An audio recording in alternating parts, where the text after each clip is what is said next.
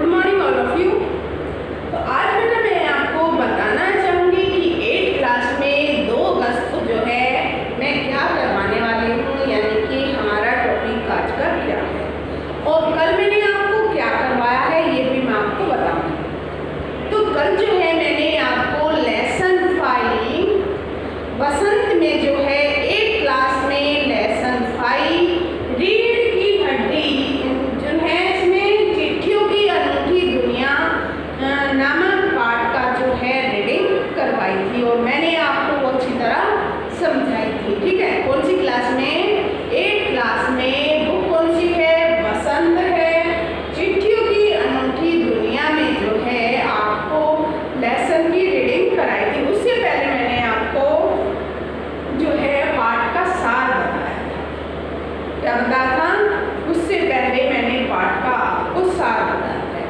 तो आज का टॉपिक यानी कि 2 अगस्त क्लास 8 सब्जेक्ट हिंदी, टॉपिक हमारा लेसन 5 बसंत है वो हमारी, और इसमें जो है लेसन 5 कौन सा है? चिट्ठियों की अनूठी दुनिया। इसमें जो है इस लेसन में किस तरीके के क्वेश्चन आ सकते हैं, कैसे आप करेंगे, तो उसके बारे में मैं समझाऊंगी। वैसे तो आपको जो है मैंने लेसन अच्छी तरह पढ़ा दिया है और उसकी रीडिंग भी करा दी है, तो सभी बच्चे क्वेश्चन आंसर अपने आप सम कर सकते हैं। ठीक है, तो सभी बच्चे जो है ये ध्यान से अपने साथ जो है पेंसिल और जो है कॉपी लेकर बैठिएगा। कुछ ऐसा बोला जाता है तो नोट करते जाइएगा साथ साथ बेटा। ठीक है, तो इसमें जो है आप कौन सी क्लास में? 8th क्लास में जो है किस प्रकार के क्वेश्चन आ सकते हैं, किस प्रकार के नहीं, तो ये मैं आज आपको बताऊंगी। तो इसमें जैसे आपका पहला क्वेश्चन बनता है कि पत्र धरोहर हो सकते हैं या एसएमएस। पत्र हमारे धरोहर समझते हो? धरोहर की जो बाप दादा के दिए हुए जो है पुश्ते नहीं समान होता है, उसको धरोहर बोली जाती है। जैसे जमीन जायदाद जो है दर पीढ़ी दर एक दूसरे को, अपने लड़के को फिर अपने लड़के को इस तरीके से देते चले जाते हैं, तो उसको एक तरीके से धरोहर कहा जाता है। समझ आए?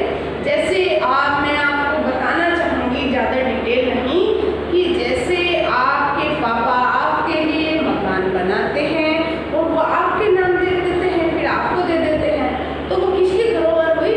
वो आपके पापा की धरोहर हुई।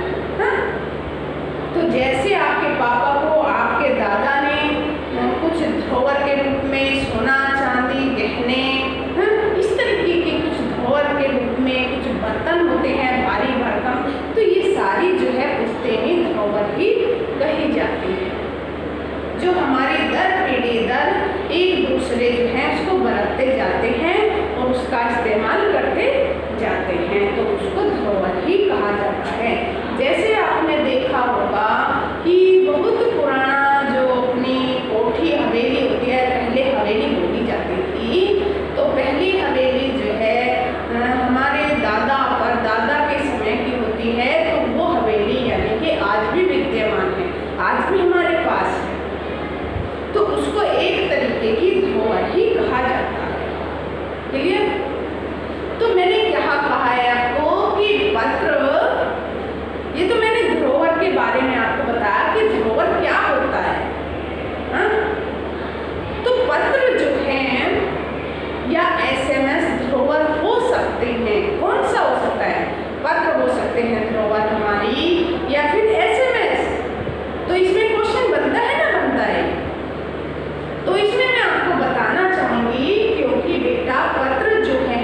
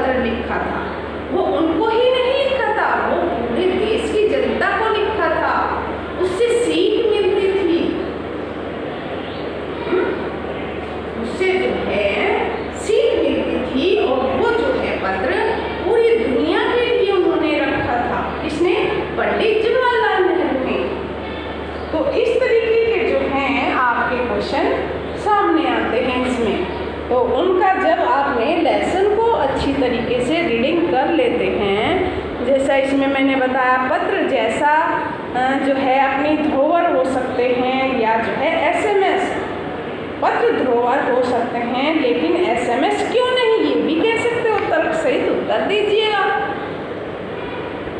कि पत्र को तो आप धरोहर कह सकते हो, जबकि आप SMS को नहीं कह सकते। किस लिए, सोचिए, फिर मेरे को बताइएगा, थोड़ा सोचिएगा। नहीं, फिर मैं आपको बताती हूँ।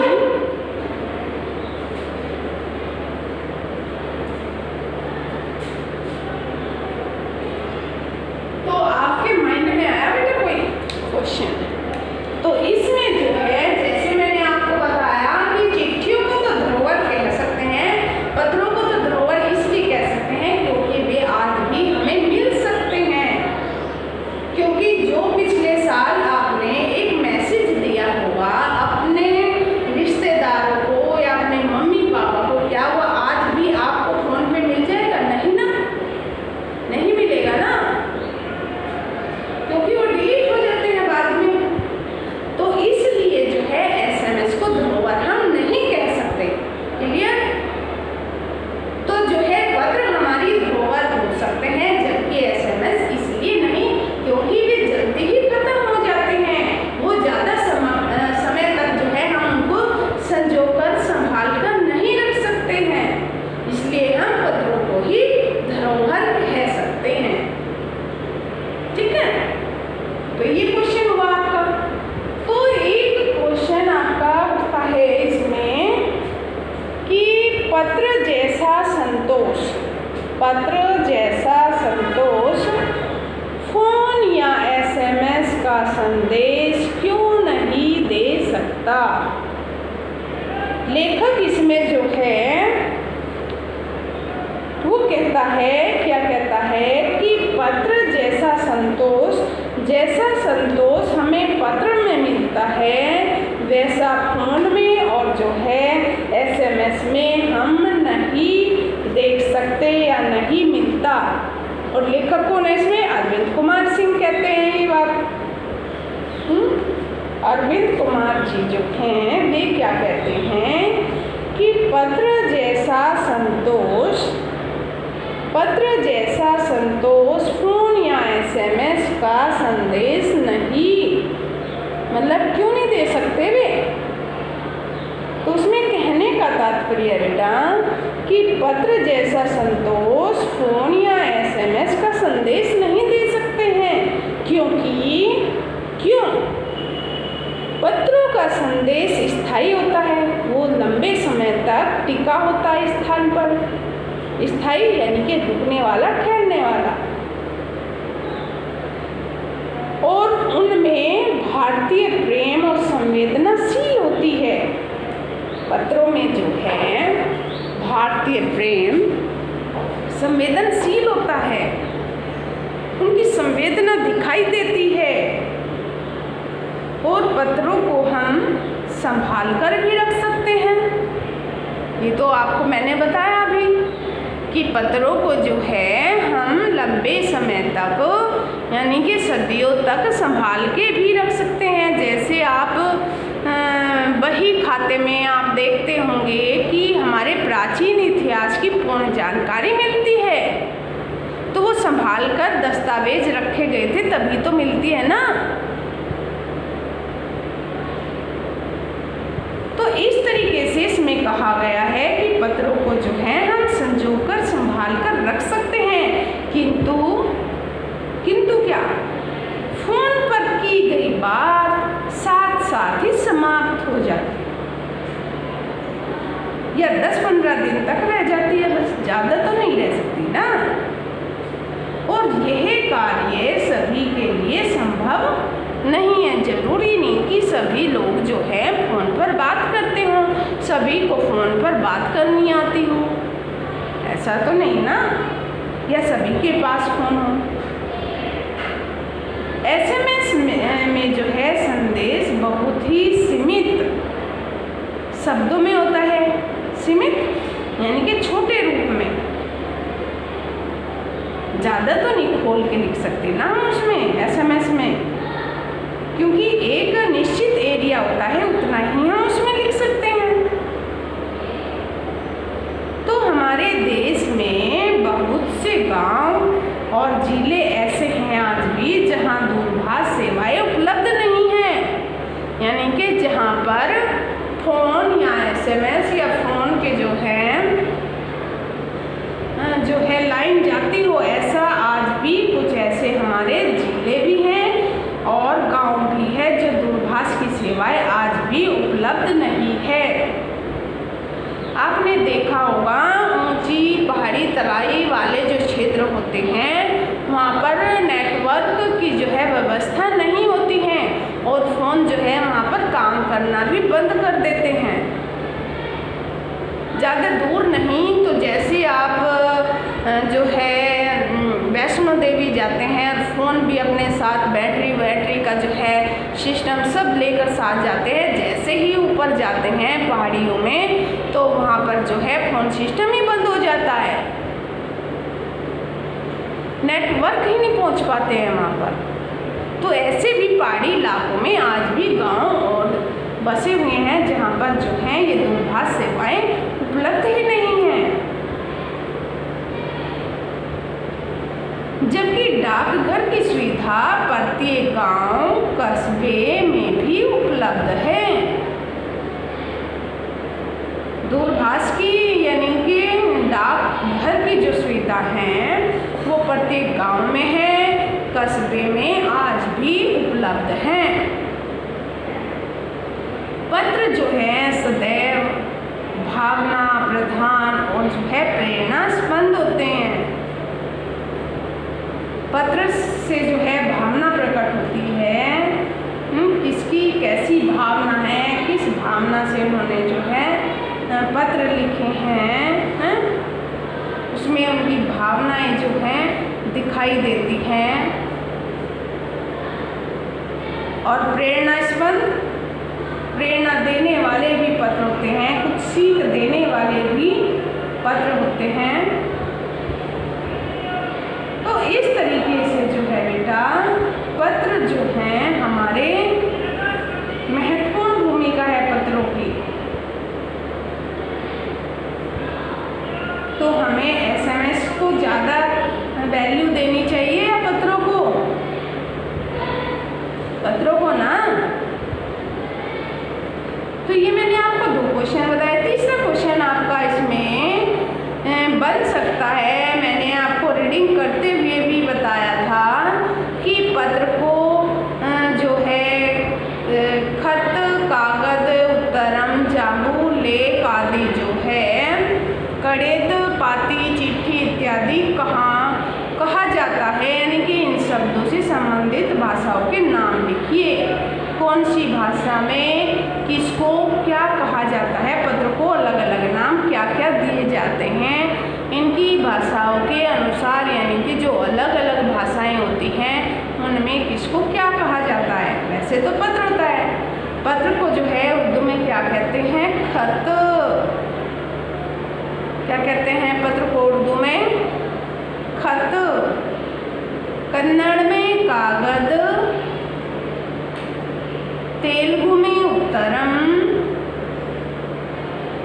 और जाबू में लेख तथा तमिल में कड़ित कहा जाता है।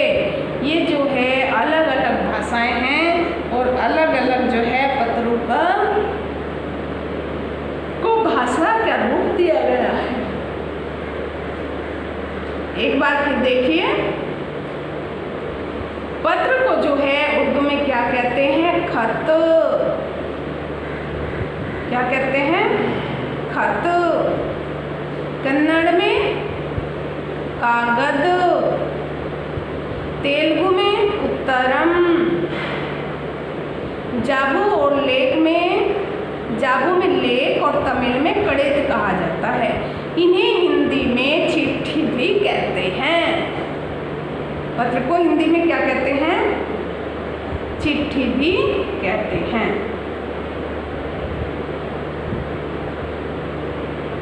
अब एक क्वेश्चन उठता है आपका इसमें कि पत्र लेखन लेखन की कला जो है उसका विकास के लिए क्या क्या प्रयास हुए बताइएगा। है ना, जो पत्र हैं हमारे उनकी लेखन कला और उनके विकास के लिए जो है क्या क्या प्रयास हुए।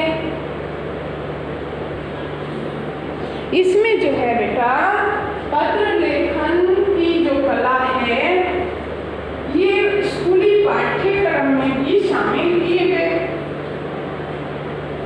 इसमें शामिल किए गए यानी कि स्कूली पाठ्यक्रम में भी शामिल किए गए हैं पत्रों। और यहाँ तक कि स्कूली पाठ्यक्रम में शुरू करने के बाद जो है ये आपको 3rd क्लासेस से शुरू हो जाते हैं पत्र।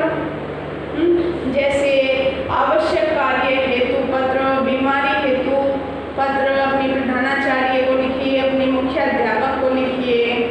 तो इस प्रकार के जो है ये पत्र शुरू हो जाते हैं पाठ्यक्रम में, जिससे कि बच्चा की अनुपस्थिति रहता है स्कूल में तो वो एक पत्र लिखकर भेज देता है। किस कारण, क्यों, कहाँ, किस लिए, तो इसलिए जो है पत्र का प्रयोग पाठ्यक्रम में भी किया गया।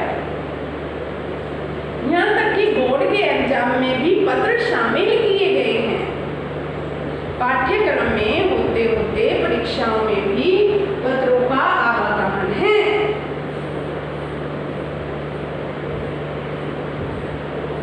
और पत्रों को यहाँ तक कि प्रतियोगिताएं भी स्कूली पाठ्यक्रम में पत्रों को शामिल करते हुए पत्रों की जो है प्रतियोगिताएं भी रखी गई हैं।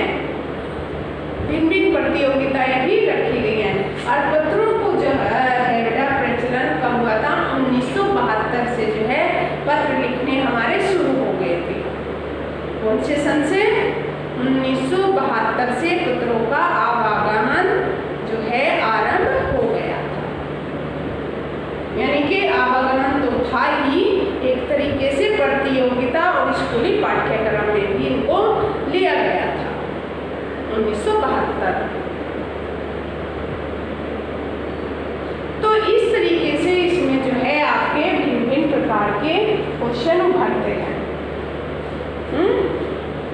मैं सारे क्वेश्चन कौन कौन से आ सकते हैं और जो है कैसे आप लिख सकते हो ये सारी डिटेल बता रहे हैं। देखो, रट्टे मारने और देख के लिखना वो अलग है, समझिए और लिखिएगा बेटा। एक और क्वेश्चन बन सकता है आपका कि क्या चिट्ठियों की जगह, जो चिट्ठियां हैं हमारी पत्र हैं, उनकी जगह कभी फैक्स, ईमेल, टेलीफोन तथा मोबाइल ले सकते हैं? तो यस, ले ली है ये जगह, क्योंकि जो आज चिट्ठियां हैं हमारे रिश्तेदारों में और जो हमारे सगे संबंधियों में इनका प्रचलन बहुत ही कम रह गया है। बस एक जो है जो कि एक जैसे कुछ हमें भेजना है तो उसको जो है वो तो भेज सकते हैं हम चिट्ठियों के द्वारा। तो बाकी तो अब फोन का ही यूज करने लगे हैं। तो क्या चिट्ठियों की जगह किसने, मोबाइल ने ली? हाँ, यस, ये तो ली है आज की। निश्चय ही आज का युग ईमेल, टेलीफोन, मोबाइल का युग हो गया है। संचार के इन साधनों के विकास के कारण जो है पत्र लिखने व भेजने की गति संख्या में अवश्य ही कमी हुई है। यानी मनी ऑर्डर वगैरह जो है वो तो हम डाक द्वारा भेजते हैं। यहाँ तक कि बेटा आज कुछ घरों में जो चूल्हे जलते हैं वो मनी ऑर्डर के कारण ही जलते हैं, क्योंकि उनके बेटे, उनके पति जो है एक दूसरे राज्य में पैसा कमाने के लिए, नौकरी करने के लिए जाते हैं और वो अपने परिवार को जो है मनी ऑर्डर द्वारा ही पैसे भेजता है हर महीने, जिससे उनके घर वाले जो हैं घर चलाते हैं। तो ये किसके द्वारा है? डाकघर द्वारा। तो इसमें जो अपना अपने सगे संबंधियों को पत्र लिखते थे तो उनका आवागमन जरूर कम हुआ है, किंतु देश का बहुत बड़ा भाग आज भी पत्रों पर निर्भर है। किस पर है? आज भी जो है पत्रों पर निर्भर है। जैसे दूर दराज के गांव, जैसे पहाड़ी इलाके, देहाती लोग पत्र लिखते हैं और भेजते हैं। आज भी 100% जो है सरकारी कार्य पत्र लेखन पर ही निर्भर कार्य करते हैं, यानी कि निर्भर हैं 100%, यानी कि जो सरकारी कागजात हैं वो पत्रों के यानी कि डाक के माध्यम से ही भेजे जाते हैं, ना कि कोई सरकारी कर्मचारी आपको फोन करके कोई मैसेज देगा। वो पत्रों के द्वारा ही आपको मैसेज दिया जाएगा।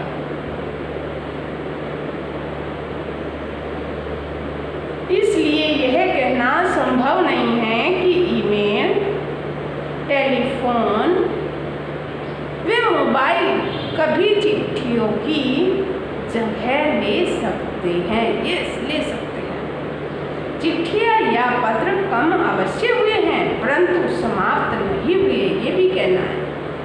लेखक क्या कहता है कि चिट्ठी और पत्र कम जरूर हुए हैं, यानी कि कमी तो आई है ना इनमें, लेकिन समाप्त नहीं हुए हैं।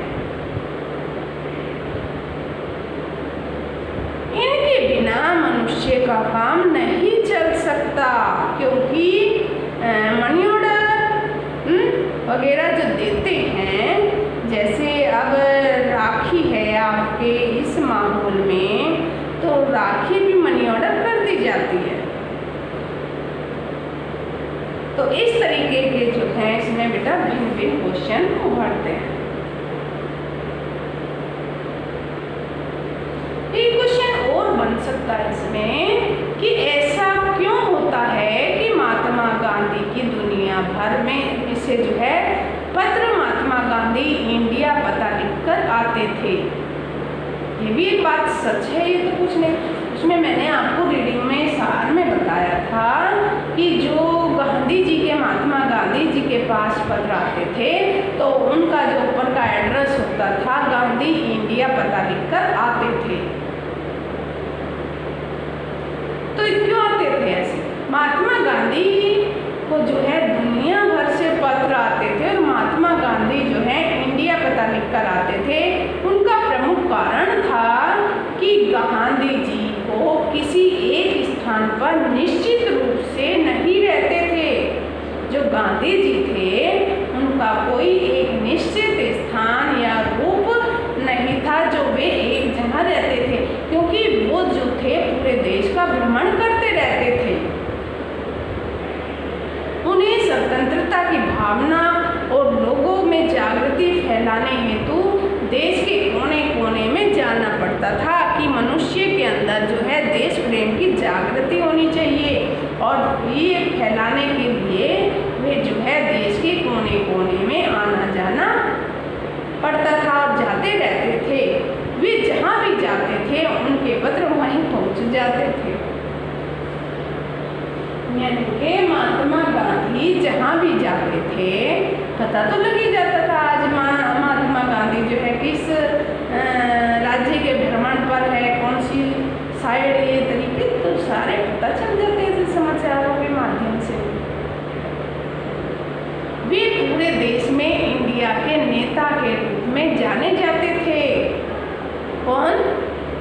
महात्मा गांधी पूरे देश में किसके नाम से जाने जाते थे? इंडिया के नेता के रूप में जाने जाते थे।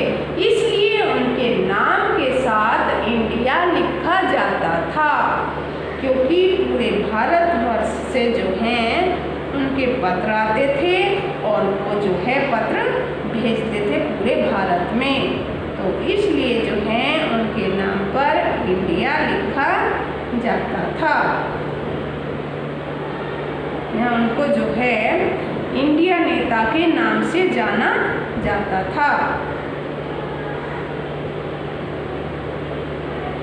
तो इस प्रकार जो है मैंने आपको आज